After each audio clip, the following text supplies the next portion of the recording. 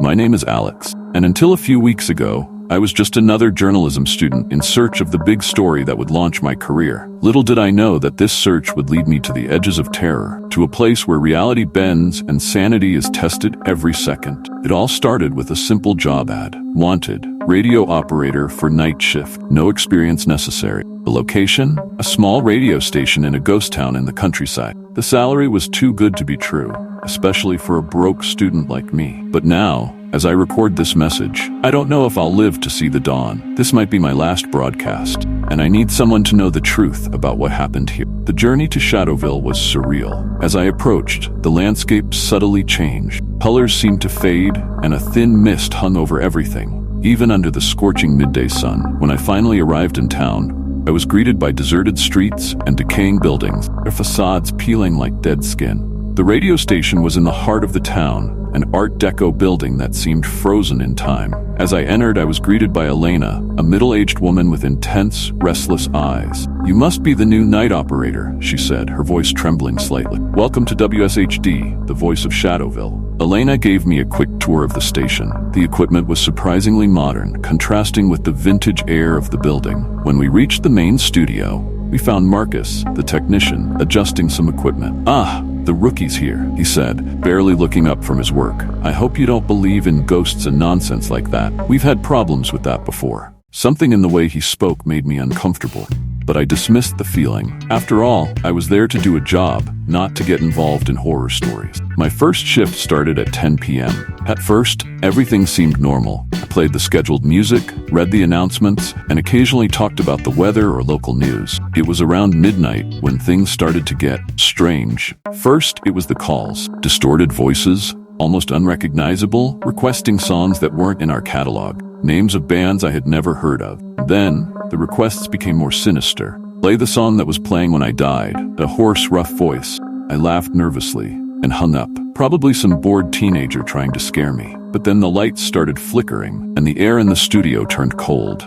The old radio in the corner of the room, which I didn't even know still worked, turned on by itself. A loud, irritating static filled the environment, and for a moment, I thought I heard voices whispering through the noise. I decided to take a break and left the studio to get some coffee. In the hallway, I ran into Elena, who seemed agitated. "Did you feel that?" she asked, her eyes wide. "They're restless tonight." "They who?" I asked, feeling a chill run down my spine. Elena just shook her head and quickly walked away, muttering something about frequencies and wrong tunings. I returned to the studio, determined to stay calm and finish my shift. But things only got worse.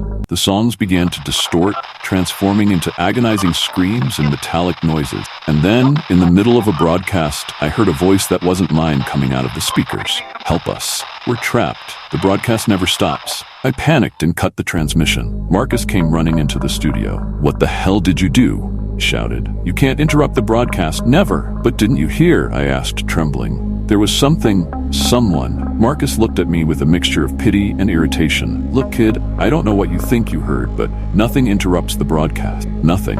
Got it?"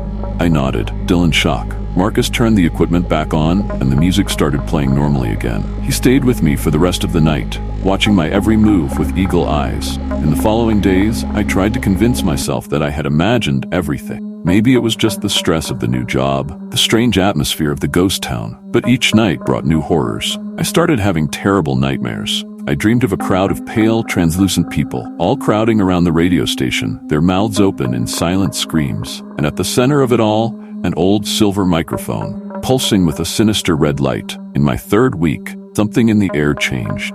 The constant static that permeated the city seemed to intensify. Elena was increasingly agitated, muttering about the convergence and the portal opening. It was on a particularly tense night that I discovered the truth. I was in the middle of my shift when all the lights went out. In the dark, the old radio in the corner came to life again. But this time, instead of static, I heard a clear and frighteningly familiar voice. It was my voice. "Attention, listeners of Shadowville. This is an emergency broadcast. The portal is open. I repeat, the portal is open. All residents must immediately head to the radio station for evacuation." I froze.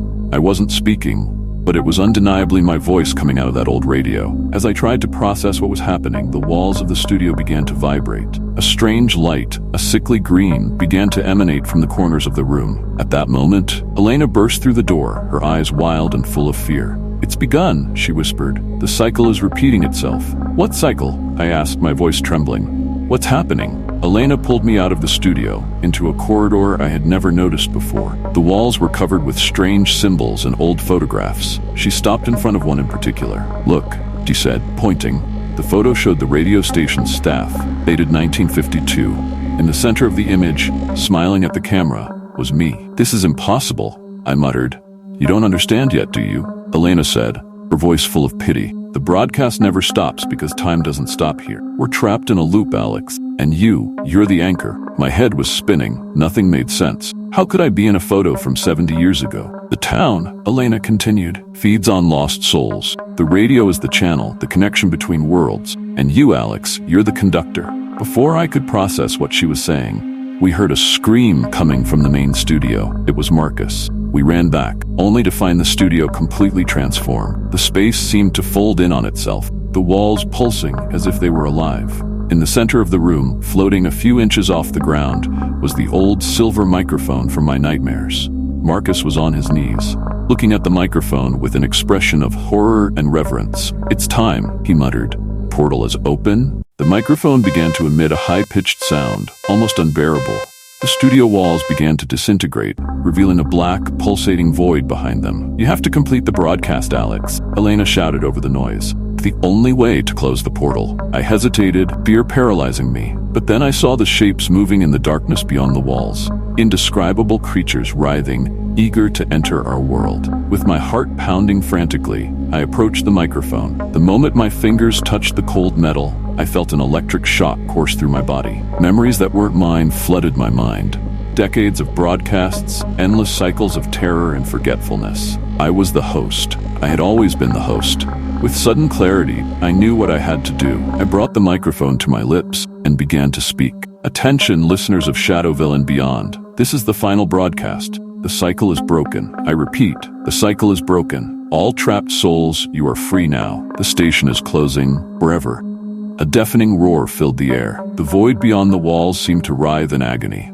I saw Marcus being sucked into the darkness, his scream of terror abruptly silenced. Elena gave me one last look, a mixture of gratitude and sadness, before disappearing in a flash of light, and then silence. When I opened my eyes, I was alone in the studio. The equipment was dusty and clearly hadn't been used in years. The silver microphone had vanished. Stumbling, I left the radio station.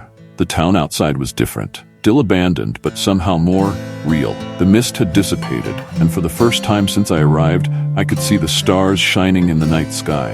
As I walked through the empty streets, trying to understand what had happened and what to do next, I noticed something in my pocket. It was an old photograph, the same one Elena had shown me. But now, where I had previously seen my face, there was only an indistinct blur. I put the photo back in my pocket and kept walking. I don't know what the future holds for me, or if I'll ever fully understand what happened in Shadowville. But one thing I'm sure of, the broadcast has finally stopped. Or at least, that's what I hope.